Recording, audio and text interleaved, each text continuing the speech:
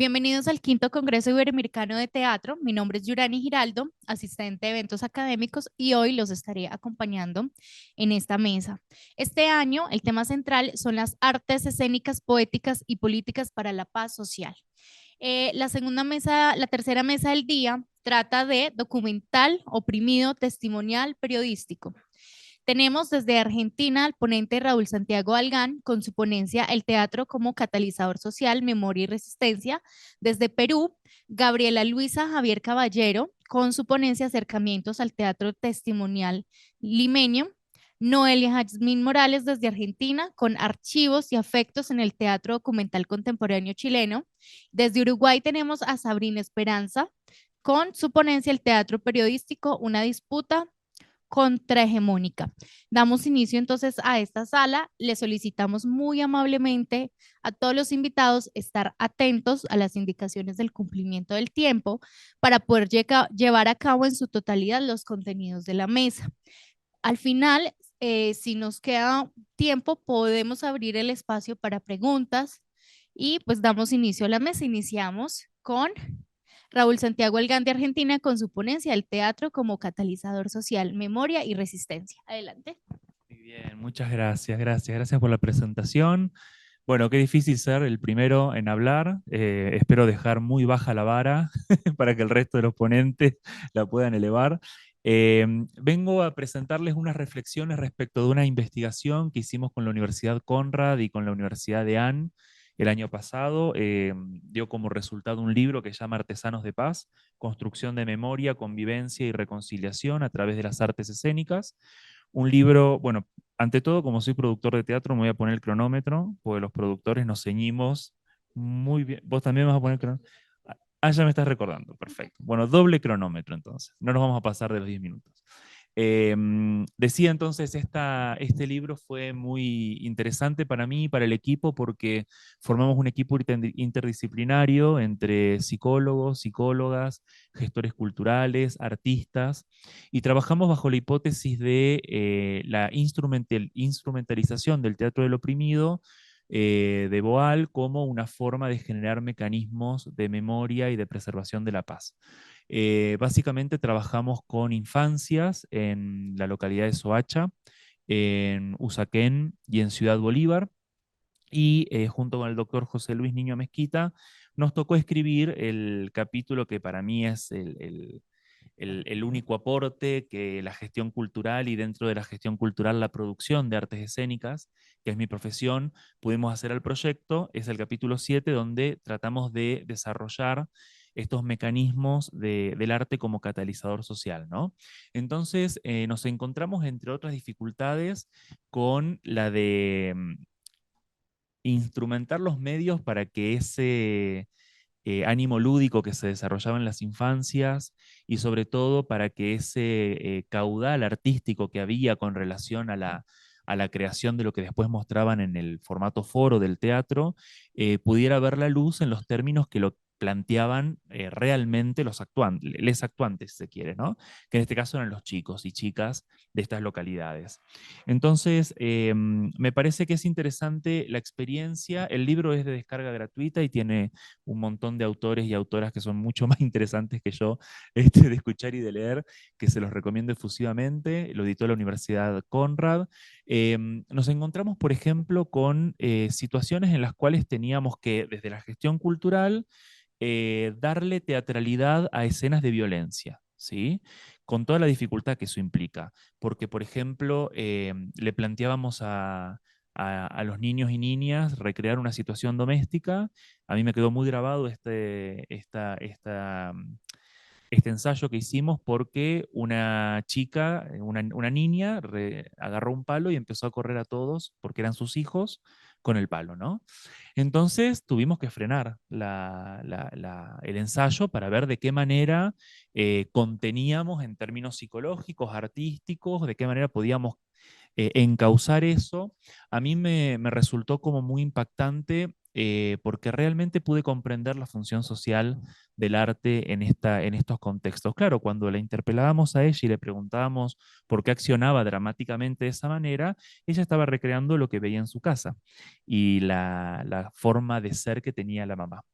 Entonces, en ese sentido, nosotros trabajamos por sobre todas las cosas con la idea de configuración cultural de un antropólogo que se llama Alejandro Grimson, que él sostiene, hay un libro muy, muy lindo que editó Siglo XXI, que se llama Los límites de la cultura, donde él trabaja básicamente con dos ideas, que es la de sedimentación y erosión.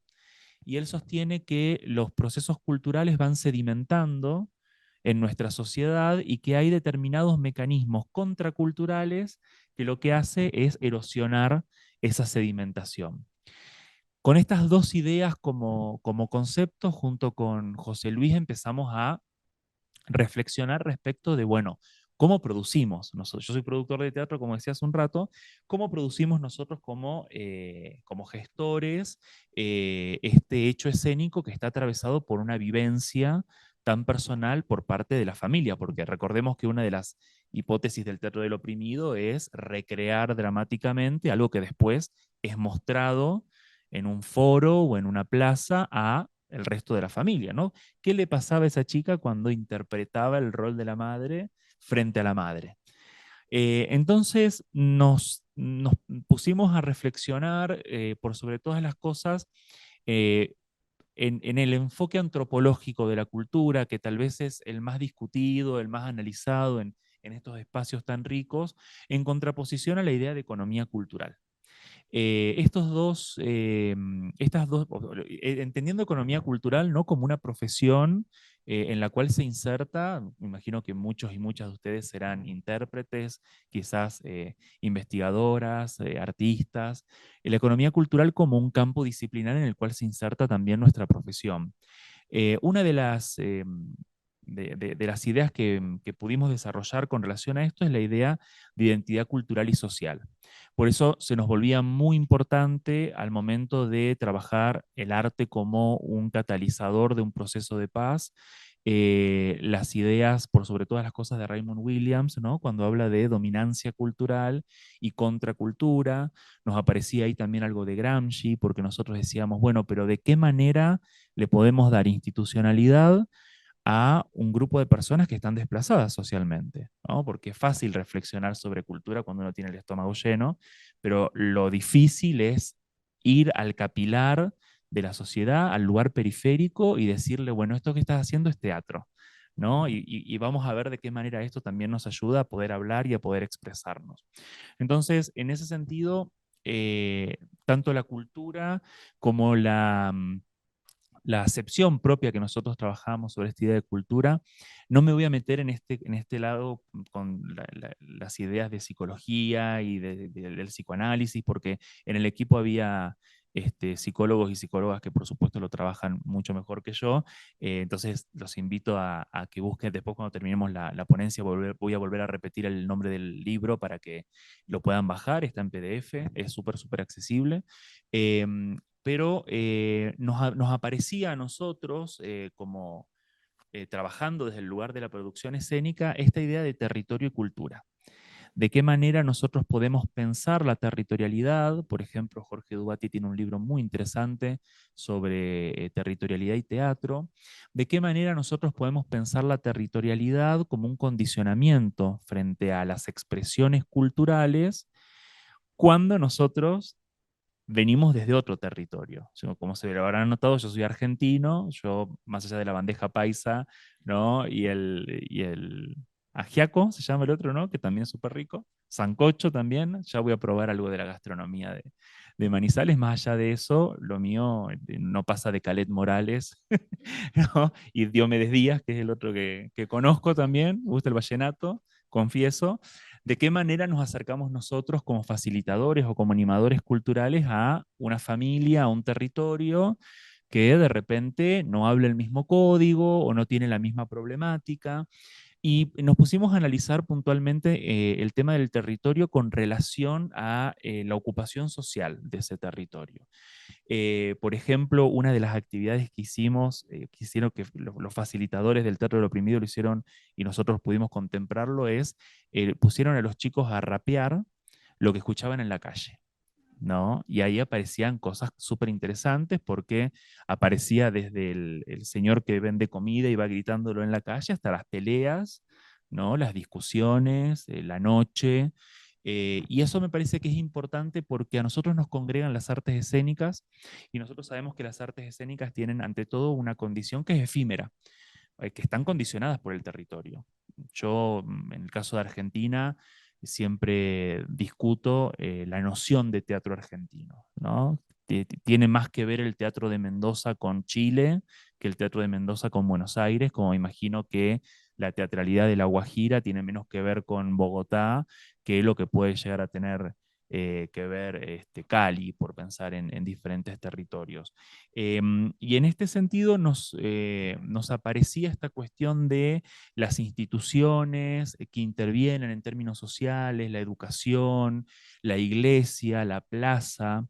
Entonces, para ir ya redondeando esta presentación y no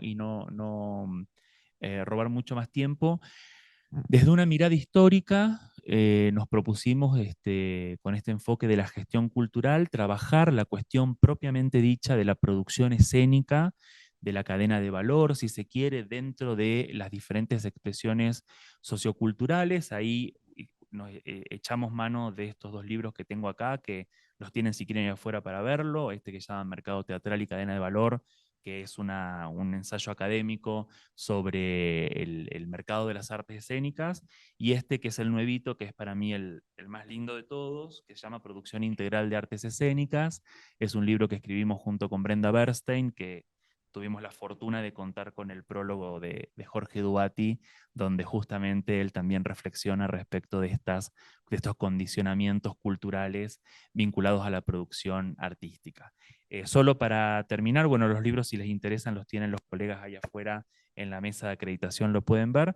Para terminar, les repito el título del libro sobre el cual estuve disertando, se llama Artesanos de Paz, construcción de memoria, convivencia y reconciliación a través de las artes escénicas. Yo creo que si ustedes buscan Artesanos de Paz y ponen Universidad Konrad Lorenz, lo van a encontrar muy, muy fácilmente. Así que espero que lo puedan leer y que después podamos seguir debatiendo sobre el tópico. Muchas gracias.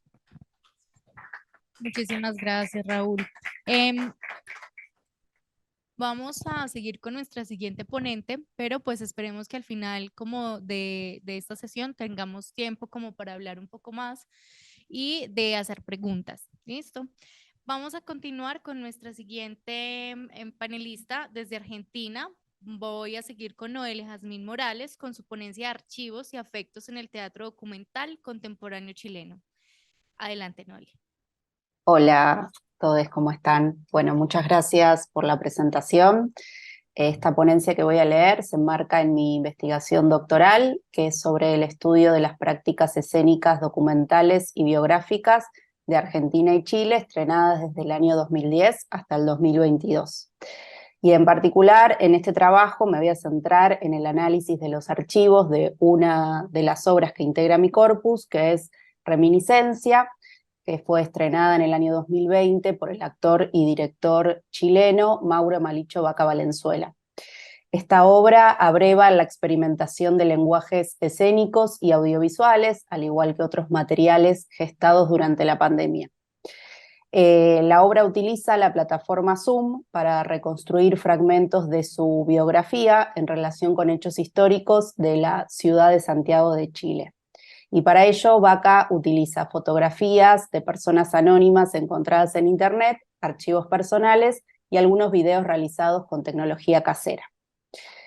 Desde hace algunos años en Argentina venimos siguiendo de cerca distintas noticias sobre los procesos sociales que se vienen germinando en el país chileno, y algunos de ellos, como la Revolución Pingüina del 2006, las 1800 horas por la educación pública gratuita en el año 2011, y la Marcha del Millón en el 2019, se encuentran presentes en esta puesta en escena, y a partir de ello es que podemos ver cómo el director construye una biografía en relación directa con su emplazamiento geográfico y político, tal como Ileana Diegues nombra las prácticas emplazadas, es decir, desde su propio territorio, asumiendo una mirada que se sitúa en sus mismas circunstancias y recupera experiencias y aprendizajes que vienen de la praxis y la acción de los cuerpos.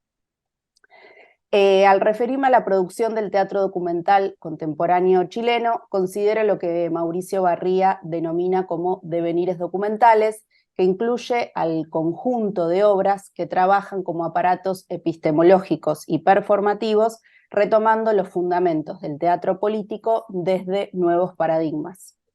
Dentro de estos es notable la centralidad que ha adquirido el uso de archivos como uno de los principales ejes constructivos para la creación de obras escénicas. En referencia a los múltiples modos en que se puede abordar a estos materiales, Gonzalo Aguilar establece algunas distinciones sobre las películas documentales de Albertina Carri, que las tomo porque me resultan pertinentes para pensar este caso. El autor, valiéndose de reflexiones de Deleuze sobre el paso de las sociedades disciplinarias a las sociedades de control, sostiene que en la actualidad el archivo ya no es un problema de acceso, sino de exceso, en el que tiene preponderancia el modo en que los archivos avanzan sobre nuestras vidas, las controlan o las convierten en espectros. Por eso es que el cine de Albertina Carri, según el autor, logra jugarle una pulseada a la emanación espectral que los archivos evocan para poner en discusión otros dobleces y construir desde allí otros usos posibles de estos materiales. De esta forma se pone el acento no en la producción de nuevos documentos, sino en la intervención creativa del archivo existente.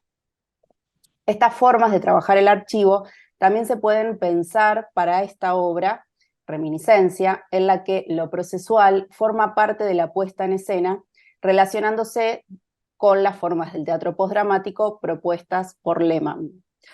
Para ello, el artista compone, citándolo a él, un collage de memorias colectivas y crea un relato a partir de los materiales que la misma sociedad produce y guarda en lo que pareciera ser el principal reservorio de nuestro siglo, Internet. De esta decisión de tomar archivos que a priori se encuentran inmersos en la marea inclasificable de la web, se vinculan con aquellos interrogantes que Didi Huberman desarrolla en su libro Pueblos expuestos, pueblos figurantes.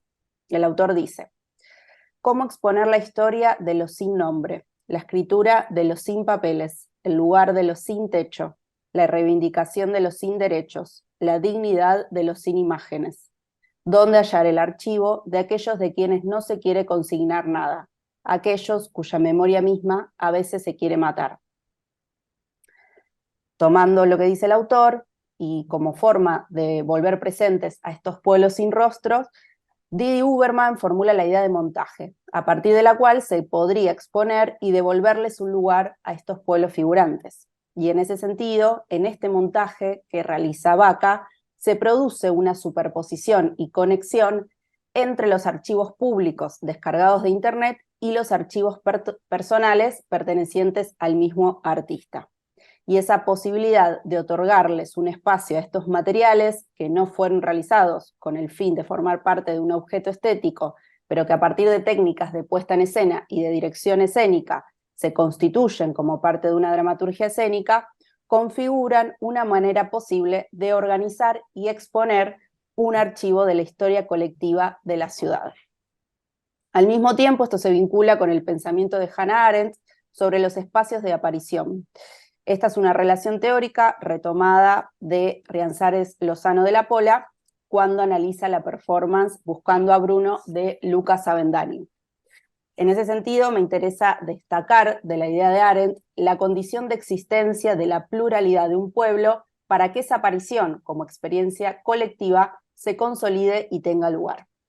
Lozano sostiene que en la performance de Avendaño, el espacio de aparición, se conforma al construir una presencia pública del cuerpo desaparecido, en este caso, de su hermano Bruno. En el caso de Reminiscencia, el espacio de aparición se vincula con el montaje de los archivos procedentes de distintos autores que a través de la clasificación que el artista establece y de la acción misma de la puesta en escena, le devuelven un lugar al pasado reciente de la ciudad. Ya no son solamente archivos que se escriben en un buscador y se pueden descargar de Internet. Son memorias colectivas organizadas mediante una estructura teatral y una dirección escénica. Esto provoca que se le otorgue un espacio a algunas de las imágenes producidas por los cuerpos que habitaron las calles de Santiago de Chile en hechos importantes de su historia. Además, la obra introduce otros espacios de aparición que se cuelan por estas grietas de los archivos. En una de las escenas, Vaca se pregunta, ¿qué historia queremos escribir a partir de los lugares que cuenta la ciudad? Esta idea acompaña el recorrido de toda la obra y es la que permite que emerjan en esa zona de vacíos que los archivos no pueden completar la posibilidad de inventar otros modos posibles para la vida de las ciudades. Ante el exceso y la sobreabundancia de materiales de archivo, nuevamente se presenta la falta como aquello que pone en cuestión su carácter inacabado. Y frente a la ausencia, Vaca le devuelve a los cuerpos la posibilidad de reclamar e imaginar nuevas formas de vivir en comunidad. Algo de esto se pudo observar en una función realizada en nuestro país en el marco del FIBA, que es el Festival Internacional de Buenos Aires, en el año 2022, que el artista vino para realizar una función presencial. Bueno, yo estuve entre el público y en ella algo que hizo el director fue convocarnos a participar de cantar una canción, que fue el bolero Sin Ti, muy conocido por la interpretación del trío Los Panchos. Y quienes presenciamos la función, la cantamos sin saber que sería un núcleo fundamental en el desarrollo de la obra. En una de las últimas escenas, Vaca proyecta, tanto en las funciones online como en esa función presencial, imágenes de unas placas cuadradas de metal que descubrió durante su participación en la Revolución Pingüina del 2006. Estas placas de registro contienen en su interior matrices y cables de electricidad, pero en su superficie llevan, ok, ahí vi el mensajito, en su superficie llevan grabados mensajes de amor junto con las iniciales de un poeta desconocido. En la obra nos enteramos que en otro de los hechos históricos revisitados por la dramaturgia, que fue la Revuelta Ciudadana del 2019, una de esas placas se movió y provocó la muerte de un manifestante. A partir de eso, Vaca reconstruye un poco la historia y se da cuenta que el texto que estaba grabado en la superficie de esa placa decía: sin ti es inútil vivir, como inútil será quererte olvidar. Ese verso forma parte del bolero del trío Los Panchos. A su vez, en la obra nos enteramos que esa canción es una de las canciones que la abuela del artista, que es una protagonista dentro de la obra, es una de las pocas canciones que su abuela recuerda porque está transitando la enfermedad del Alzheimer. Entonces, gran parte de los archivos audiovisuales que se comparten en Reminiscencia son videos en los que se puede ver a sus abuelos en la cotidianidad de su casa cantando esa canción. A partir de eso es que se puede encontrar un punto de encuentro entre los archivos como espacio de aparición de una dimensión afectiva. Sara Ahmed dice en su libro La política cultural de las emociones que los archivos y los afectos se entrelazan y emanan como efecto de múltiples zonas de contacto. Siguiendo a Monique Shear, los afectos o emotive son prácticas emocionales y corporales que por su cualidad encarnada trascienden la dimensión del lenguaje verbal y se encuentran condicionadas por los contextos culturales e históricos. Es decir, las emociones acontecen en el territorio del propio cuerpo y se vinculan directamente con el entorno social en el que suceden, no siempre mediadas por la palabra. Este aspecto pareciera ser el que Vaca apela al proponernos cantar el bolero al comienzo de la obra y volver a escucharlo al final, dándonos la posibilidad de darle nuevos sentidos a partir de las capas de archivos que se superpusieron durante la función. Dice Aguilar: el archivo vivo es una constelación en la que los sujetos, los cuerpos y las ficciones luchan contra las emanaciones espectrales. En este caso, se puede decir que fuimos nosotros, los espectadores, quienes pusimos el cuerpo en ese hueco que dejaron los archivos. Quizás esta forma de activarlos es la que nos permite discutir acerca de su dimensión espectral para asumir el riesgo de contestar sensiblemente la pregunta que atraviesa toda la obra: ¿qué historia queremos escribir en el presente de las ciudades que habitamos?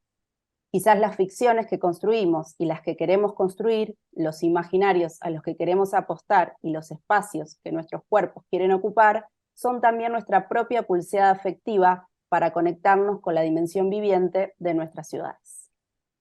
Bueno, muchas gracias.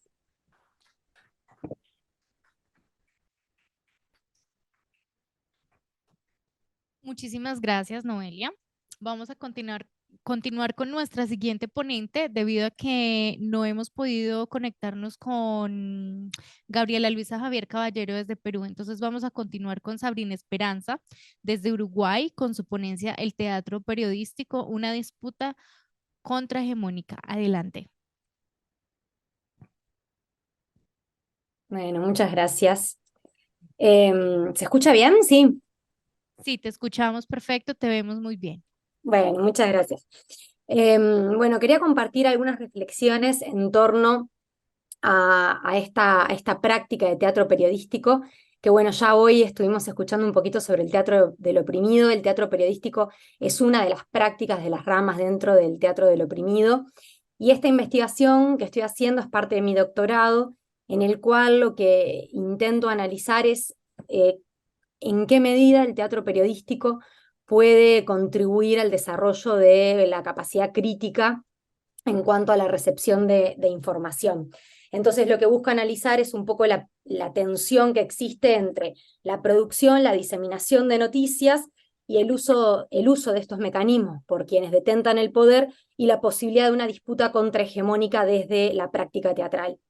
El vínculo entre teatro y noticias, o entre performance, actuación y noticias, no es algo nuevo, no es algo del teatro del oprimido, ni siquiera es algo del siglo XX. En realidad, en nuestra lengua podemos rastrear formas similares en la Edad Media, desde lo que eran los romances noticiosos, que según Menéndez Pidal, gracias a esos romances noticiosos, tenemos registro de acontecimientos de la Edad Media aproximadamente desde el siglo X hasta comienzos del siglo XVI.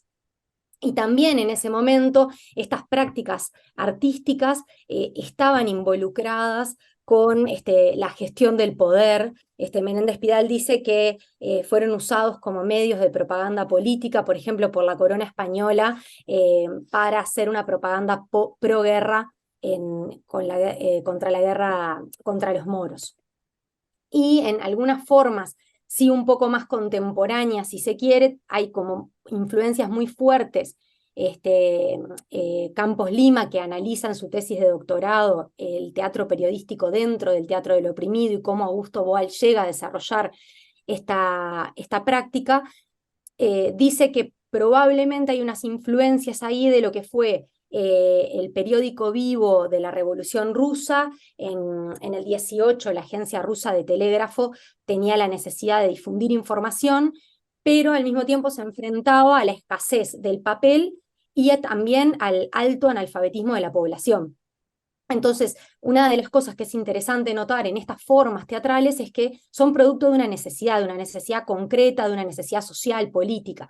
Y esa necesidad hizo que empezaran a difundir información, por ejemplo, pintando murales. Eso después derivó en lo que fueron las ventanas de la sátira de Mayakovsky, y también diciendo noticias en voz alta y transformando ese decir en una actuación, en una performance.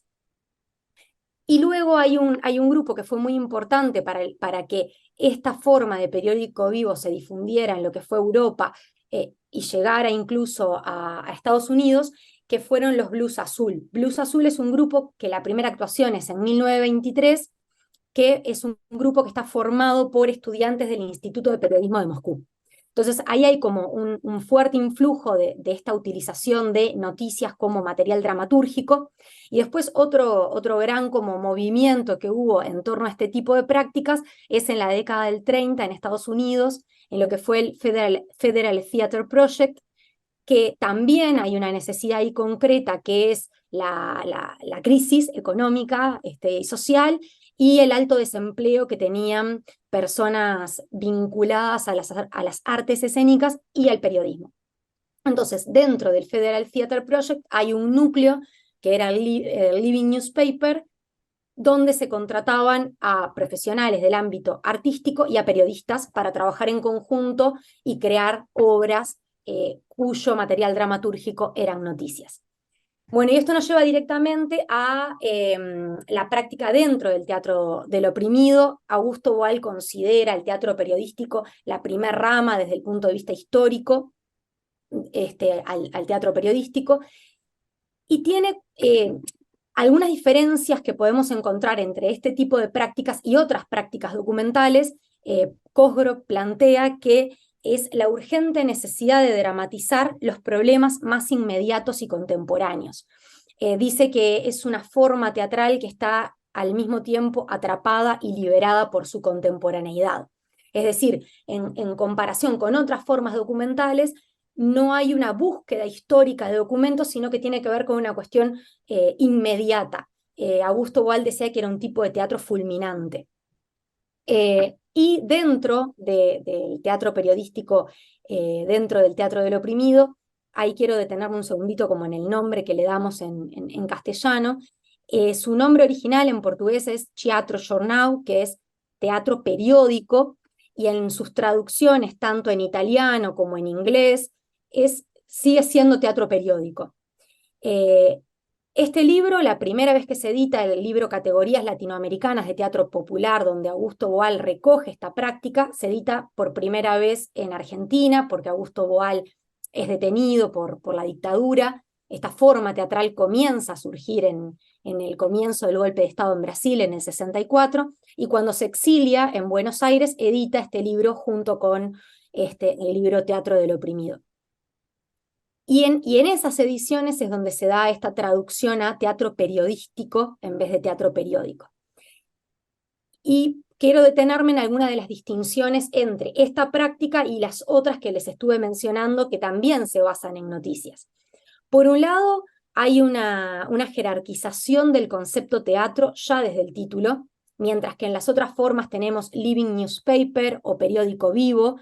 En este caso tenemos teatro, ¿no? O sea, teatro como un elemento central dentro de la práctica.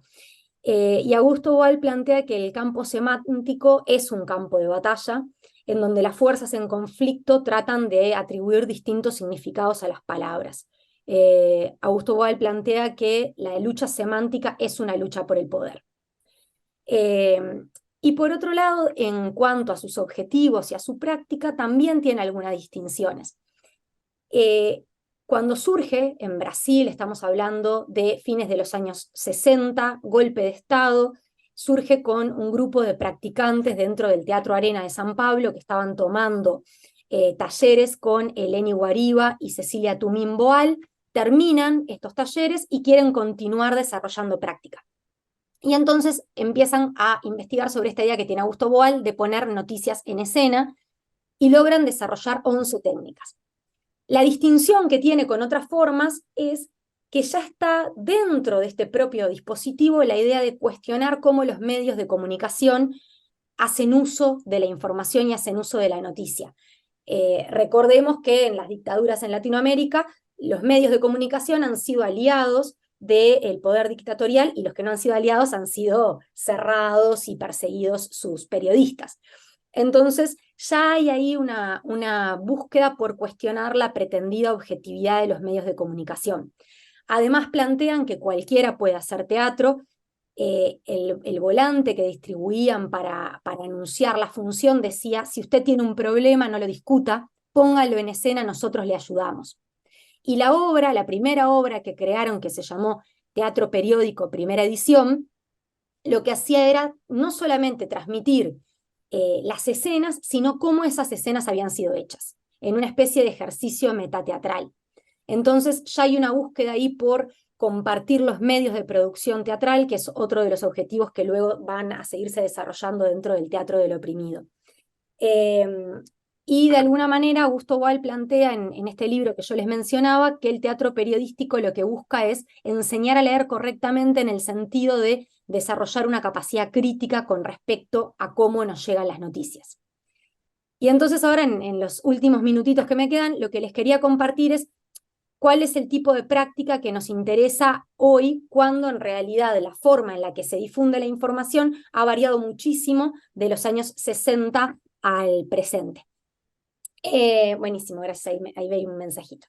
Entonces, actualmente una de las distinciones que tenemos y que es muy obvia para todos nosotros es el uso de Internet, como también Noelia hoy hizo mención a Internet, y cómo las noticias son producidas, pero también cómo accedemos a esas noticias. Por ejemplo, la idea de fake news no es nueva, en realidad fake news existieron desde que existe la idea de compartir algo que ocurrió. El tema es cómo hoy esas fake news son producidas y el nivel de masividad y alcance que tienen en relación a otros momentos históricos. Y esto tiene un efecto importante en quienes recibimos la información, y es el efecto de poder enfocarnos solamente en aquello que nos interesa o solamente en aquello que queremos escuchar, que es lo que se conoce como cámara de eco. Según Bifo, Franco Berardi, el filósofo italiano, él habla de esta idea de la infoesfera, ¿no? De esta esfera en donde se produce y se genera información, que lo que ha hecho es que esta expansión ha forzado la aceleración de la reacción mental a la estimulación. O sea, hay una hiperestimulación y nuestra reacción mental tiene que ir a la par. Pero lo que plantea Bifo es que la mente crítica es incapaz de funcionar en condiciones de saturación infonerviosa. Entonces, hay una necesidad ahí del detenimiento y de tener un momento para analizar esta hiperestimulación. ¿Qué es lo que puede hacer el teatro periodístico entonces en este sentido? La propuesta del teatro periodístico, del modo en el que la entiendo y la practico, tiene que ver con una práctica estético-política de trabajo con personas que pueden o no estar vinculadas al campo artístico, y es una práctica que se realiza en un proceso de investigación, en el que por un lado se seleccionan, se analizan y se ponen en escena noticias. Entonces ahí ya hay un proceso de trabajo que implica un detenimiento. Y el objetivo es no solo generar debate sobre un tema en particular, sino también cuestionar cómo ese tema es tratado a nivel de, digamos, de lo que es el mainstream, produciendo una yuxtaposición de materiales. Y esta yuxtaposición idealmente habilita en el público un choque de sentidos. En este disenso que se produce, en este choque de sentidos que se produce en el público, hay una actitud política. Rancière, de hecho, plantea que el disenso está en el corazón de la política. Entonces, ya como para ir redondeando, la idea del teatro periodístico como práctica estético-política y como posibilidad, como alternativa, incluso desde colectivos subalternos, como una forma de generar discurso contrahegemónico. Bueno, muchas gracias. Sabrina, muchísimas gracias. Vamos a abrir en este momento el espacio de preguntas debido a que en nuestra otra imponente invitada, Gabriela, no se pudo conectar. ¿Alguien tiene una pregunta? Silvana. Silvana, ¿me disculpas? Yo quiero hacerle una pregunta a Raúl, porque siento que tuvimos como muy poco tiempo para contarnos un poco también de tu ponencia, porque me quedaron como ciertas dudas. Tú contaste cómo fue el proyecto, lo que hicieron, pero en sí, ¿cuáles fueron los resultados o qué hicieron? ¿Qué pasó en esa comunidad o con los chicos con todo este proceso artístico? Si quieres, puedes pasar acá y nos puedes contar un poco más. Y pasamos después a Silvana, si tienen sus preguntas, listo. Después pasamos a Rosa Luisa y a las personas que están virtual también pueden participar en las preguntas. Adelante. Bueno, muchas gracias. Bueno, en primera instancia, parte de la segunda investigación que están desarrollando son los resultados de todo un año de trabajo con relación a estos niños y niñas y a estas familias. Pero lo que me consta que quedó como un primer resultado es que los talleres de teatro, de danza y de expresión urbana quedaron institucionalizados como talleres programáticos en el barrio, en Ciudad Bolívar particularmente. Ahí el barrio lo tomó la iniciativa como una política barrial y los mismos chicos se fueron apoderando de esa instancia y fueron desarrollando como sus talleres y demás. Ahora ya deben ir seguramente por una segunda o tercera generación que se van incorporando.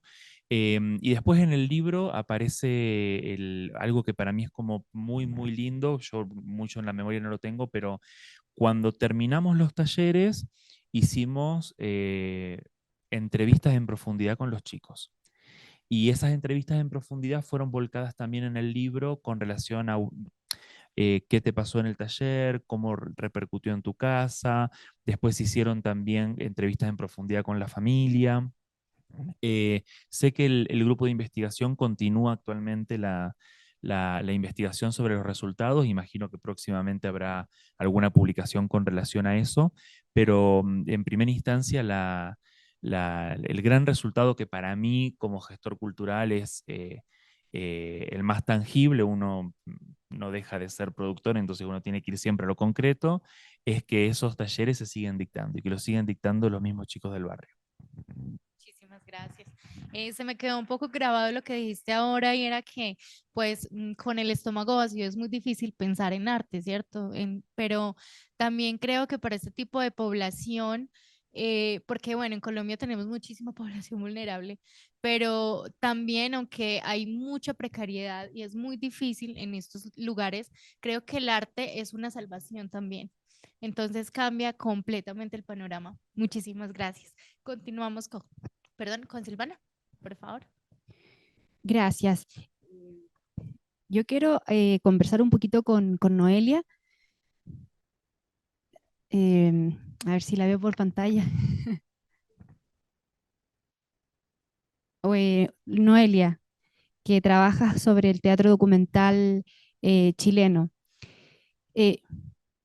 Yo quería preguntarte si dentro de tu investigación has contemplado el teatro documental que han hecho los pueblos originarios, porque a veces me pasa que cuando se hace un barrido del trabajo teatral, diríamos, de los últimos años, queda un poco marginado e invisibilizado el trabajo que han hecho los pueblos originarios en teatro.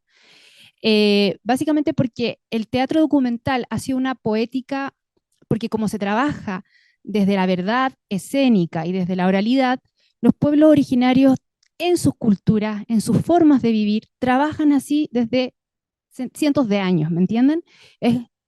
Para ellos el teatro documental es básicamente una poética hegemónica que les permite trabajar algo que ya vienen trabajando desde sus propias culturas, que es transmitir memoria a través de la oralidad.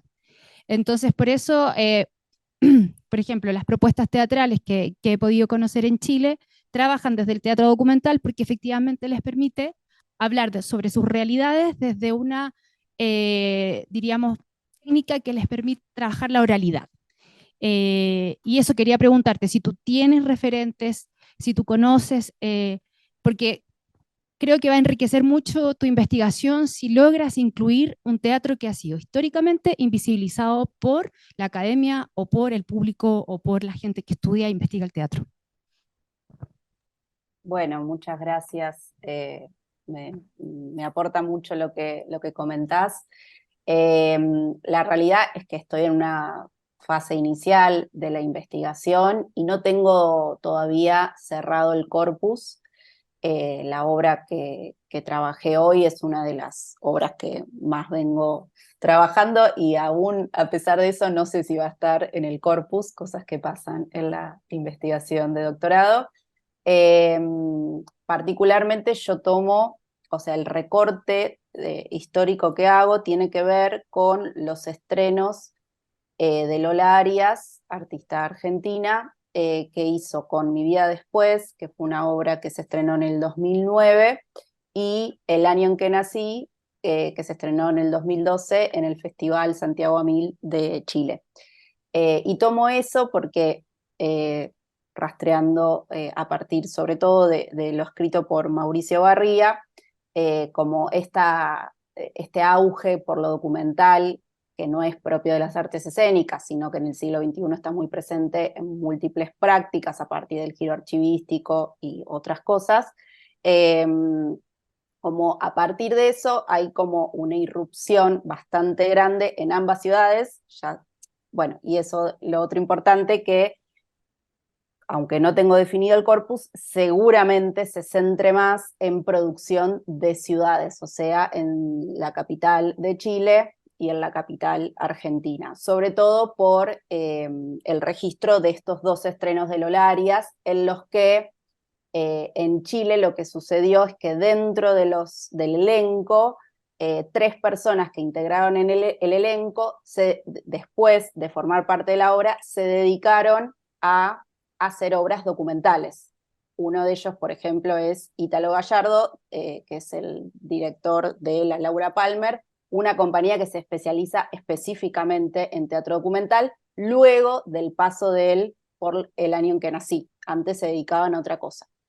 Entonces, como esto que me comentabas, me parece como muy importante para hacer la historiografía, ¿no?, del teatro documental en el país chileno, porque justamente, digo, las tradiciones están y como que emergen a partir de distintas cuestiones. En particular, yo tomo esto de Lolarias porque hago una especie de comparación entre Argentina y Chile a partir de del paso, digamos, de Lola Arias por ambas ciudades, porque Lola Arias ahora vive en Berlín, así que en Argentina tampoco es que ahora eso sucede, pero sí, como hay algo de la huella de sus estrenos que sí repercutió dentro de la escena, sobre todo de la ciudad de Buenos Aires.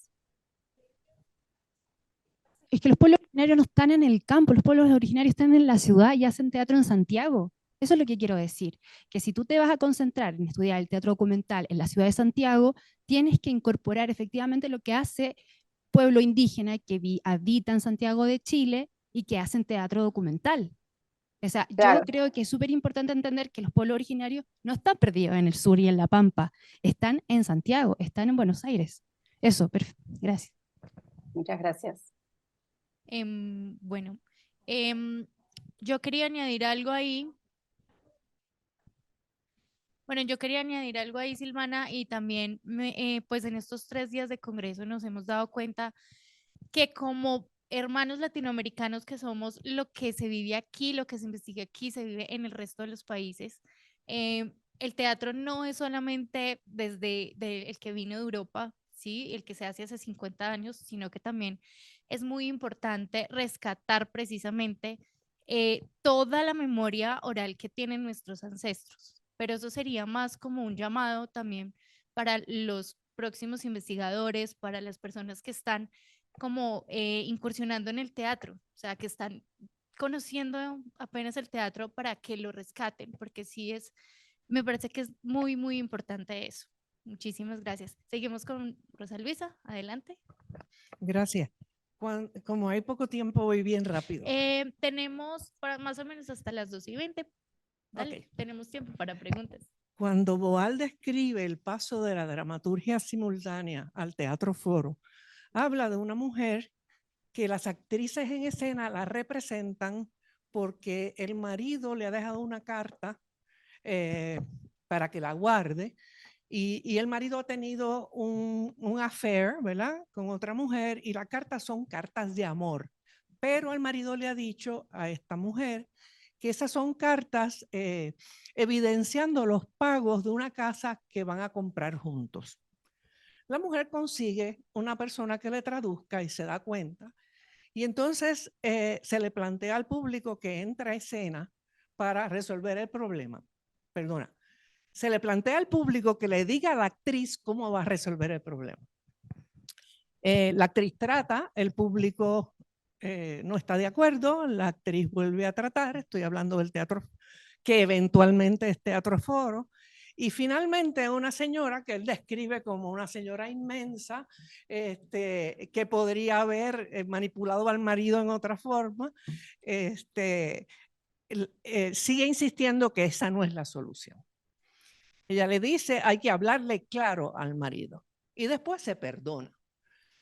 Ella insiste mucho y Boal ya no sabe qué hacer con sus actores que están actuando lo que el público les dice que hagan.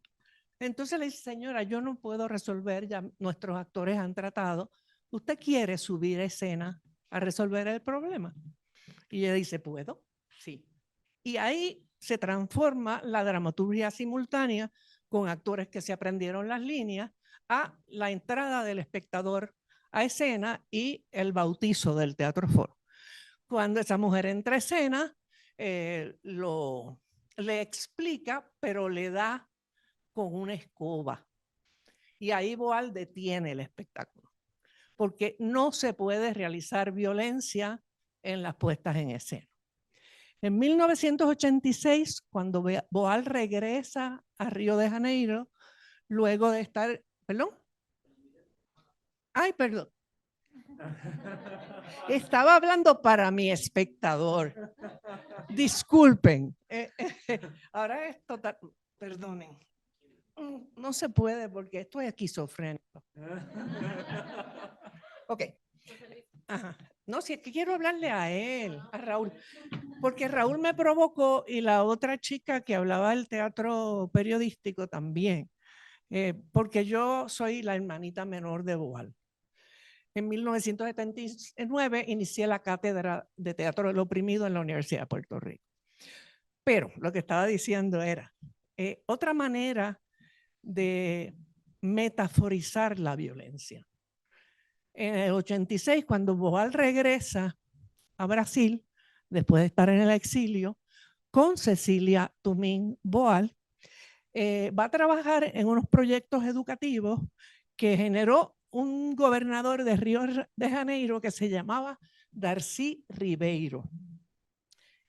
Eran escuelas donde los niños iban a aprender, tenían desayuno, tenían los cursos, tenían almuerzo y por la tarde tenían actividad artística y actividad deportiva. Y ahí se generaron 5 teatros foros que había que llevar a las distintas comunidades. Para mí, el más complicado de los teatros foros fue uno sobre el incesto. Curiosamente, el tema era tan delicado que Boal no quiso ser el comodín. El comodín es la persona que interviene entre el público y la escena. En Brasil sí, se dice coringa, pero en español se dice comodín. Digo, en portugués. Entonces, Boal le pasó la batuta a Cecilia. Y empezamos a trabajar. Empezamos porque yo era parte de ese proyecto. Y lo que buscamos fue una niña que tenía un problema. Quisimos colocar en el lugar del opresor a la madre. Y del oprimido a la madre, perdón. Del oprimido a la madre, no a la niña. Porque no queríamos que la actriz ni el espectador que se identificara con la niña volviera a pasar por el trauma.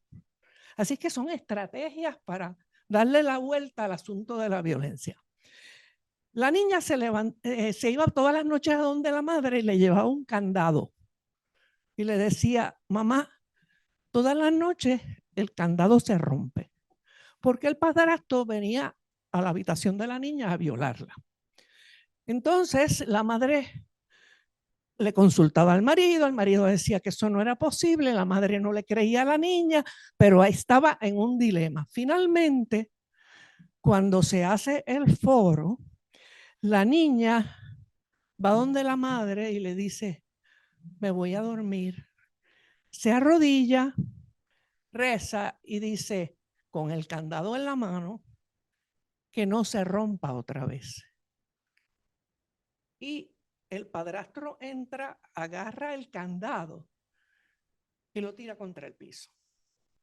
La niña al día siguiente va con la madre y le dice, se rompió el candado. Y ese foro a nivel de código poético, logró que estas jóvenes espectadoras que se sentían comprometidas con el problema pudieran entrar a escena y no generar la violencia que el padre estaba generando contra la niña. O sea que buscar estrategias teatrales, como cuando yo trabajo con adolescentes, vamos a hacer la violencia en slow motion.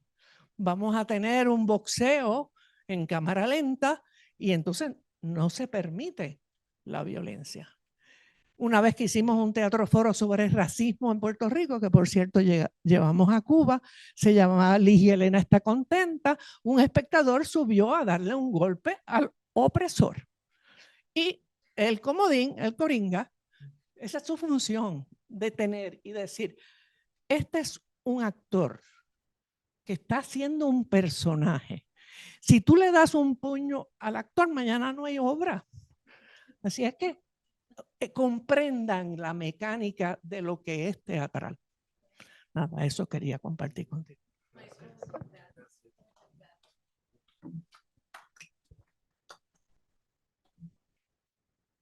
¿Tenemos otra pregunta? Bueno, si me escuchan, para Gabriela Caballero, pues ella en su ponencia trató algo que me parece muy interesante en esa relación entre los archivos personales y, digamos, los archivos, en este caso, digitales, ¿no? Que hoy, pues, también están transformando mucho esta noción de archivo para los historiadores y para las historiadoras. Y en ese sentido, esa dimensión afectiva que tú planteas allí con relación al archivo. A mí me gustaría preguntarte en relación a cómo este uso que se está dando, digamos, en los ejemplos que tú mencionas, cómo se podría o cómo estaría transformando la misma noción de archivo, estas prácticas, y cuál es la dimensión afectiva que también se puede establecer con el archivo que no es personal desde tu punto de vista. Gracias. Sí, me parece que el archivo desde la era, desde los 80, ¿no?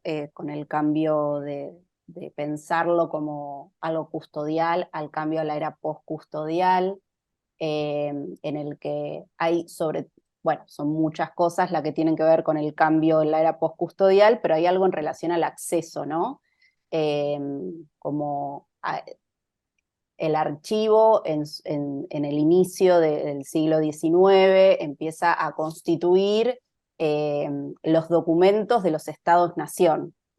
Y la función del archivo era justamente custodiar esa historia nacional, construir esas historias nacionales, y con el cambio en el siglo XX, 1980, digo, después de la caída del muro de Berlín, la restitución de la democracia en muchos países de Latinoamérica, bueno, distintas cosas que marcan ahí un fin en el siglo XX, podríamos decir, e inicio del siglo XXI,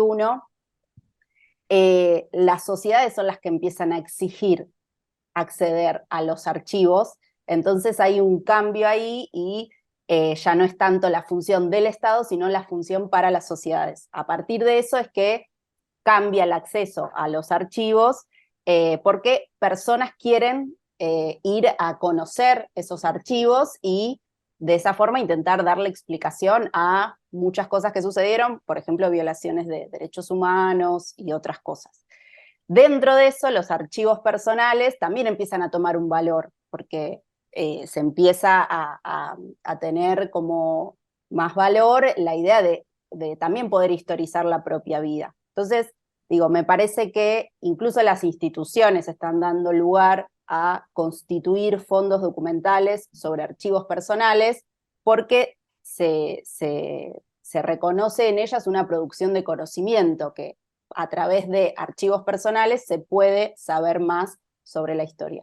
Eso son los archivos personales. Y después la dimensión afectiva, bueno, también digo, me parece que es una vía de acceso en muchas disciplinas, pero sobre todo en las artes escénicas, creo que muy de la mano con el auge del feminismo, de poder entender de otra forma ideas que rondan en esos archivos y poder encontrar en las historias que revelan otro tipo de conexión justamente más personal. Por eso en esta obra que yo citaba de chilena, de Mauro Malicho Vaca Valenzuela, digo, un mismo hecho histórico es enlazado a partir de su propia vida, ¿no? Como este bolero que él nos hizo cantar, que nosotros no sabíamos de qué se trataba porque fue al inicio de la obra, hacia el final de la obra, a partir de las múltiples relaciones que él fue tejiendo,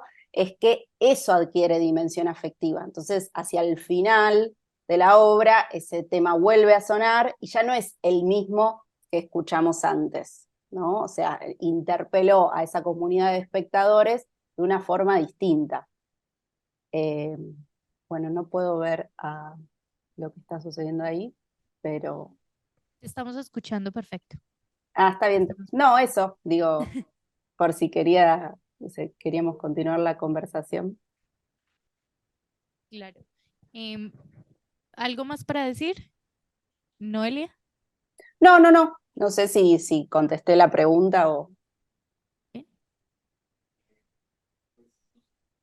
Les doy 2 minutos, máximo. Vale. Sí, sí, digamos que, bueno, digamos, el tema, digamos, uno es el tema del acceso a los archivos, ¿no?